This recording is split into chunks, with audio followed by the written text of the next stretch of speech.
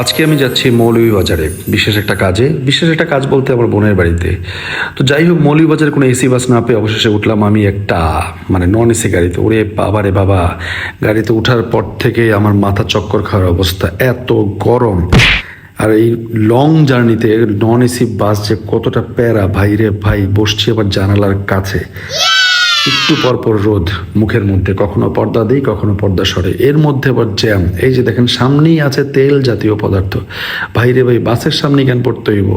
যারা তেলবাজি করে তাদেরকে নিয়ে তেল দেন, আমাদের বাসের সামনে কি? এত বিরক্ত হয়েছি আমি। এত সুন্দর রাস্তা, এত সুন্দর সবকিছু, কিন্তু গাড়ি একটার পর একটা জ্যাম লেগেই আছে। আর একটু পর পর আমাদের গাড়ির সামনে ট্রাক। আমি মাথায় আসে না যে দিনের বেলা ট্রাক কেন চলতে হইব? মালবাহী গাড়ি, সেটা রাতের বেলা চলুক। তার উপর ভাই সূর্য যেন আজকে আমার পিছু নিছে। আমার আমি যেদিকে যাই, গাড়ি যেদিকে যায়, সূর্য সেদিকে যায়। এটা তো যাবে, সবাই জানি। যাই হোক, যানজট ঠেলে গাড়ি চললে কিন্তু ভালোই লাগে, তখন একটু বাতাস লাগে, আরামও লাগে। যাক, যানজট পার হয়ে যাচ্ছি। নরসিংদী পার হয়ে কিছুক্ষণের মধ্যে হয়তো ভৈরবের দিকে যাব। একটু পর পর্দা সরাই, আবার যখন রোদ আসে আবার পর্দা লাগাই। এই ছিল আমার প্রায় 2-3 ঘন্টার জার্নিতে আমার এটাই ছিল কাজ। আর দেখেন সূর্য মামা, ওই যে দেখেন একদম যেমন টকবগায় আমার দিকেই। বাসের মধ্যে আর কারো দিকে তাকাবে না, শুধু আমার দিকেই সূর্য মামা একদম তাক করছে আজকে আমাকে। যাই হোক, খুব সুন্দর সুন্দর রাস্তা ধরে যাচ্ছে এগিয়ে মৌলভীবাজারের দিকে। এই দেখেন সামনেই পড়ছে লাবিবা, আমাদের গাড়ির নাম হানিফ। লাবিবার পিছনে হানিফ পড়বে, এটাই স্বাভাবিক। অবশেষে আসলাম ভৈরব ব্রিজ।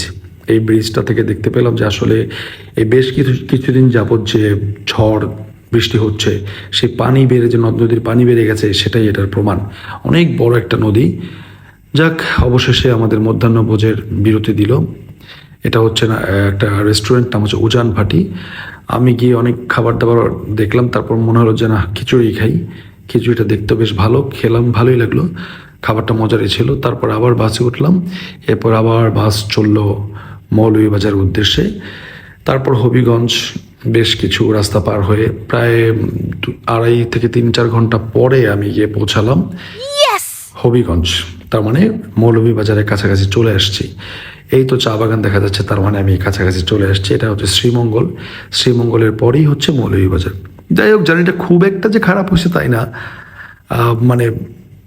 গরম বাদ দিলে আর সূর্য বাদ দিলে সবকিছু ঠিক আছে, কিন্তু এদিকে সূর্যি মামা কিন্তু নাছোড় বান্দা। দেখেন একদম হবিগঞ্জ পর্যন্ত আমার সাথে সাথে চলে আসছে। যাই হোক, সবারই একটা শক্তির একটা সময় শেষ হয়ে আসে। সূর্যি মামার তাপের শক্তিও শেষ হয়ে আসছে। এই যে দেখেন, অবশেষে সূর্যি মামা লাল রং ধারণ করেছে, তার তার শক্তি শেষ। আসলে জীবনটাও এমনই, একটা সময় সবার শক্তি শেষ হয়ে যাবে। অবশেষে মৌলভীবাজার চলে আসছি। গাড়ির যে ম্যানেজার থেকে যে ঘোষণা করলো, মৌলভীবাজার লাস্ট স্টপেজ। যাক, চলে আসলাম প্রায় 5 থেকে 6 ঘন্টা জার্নি করে। ভালো থাকবেন, কালকে আবার দেখাবো মৌলভীবাজারে কি করলাম।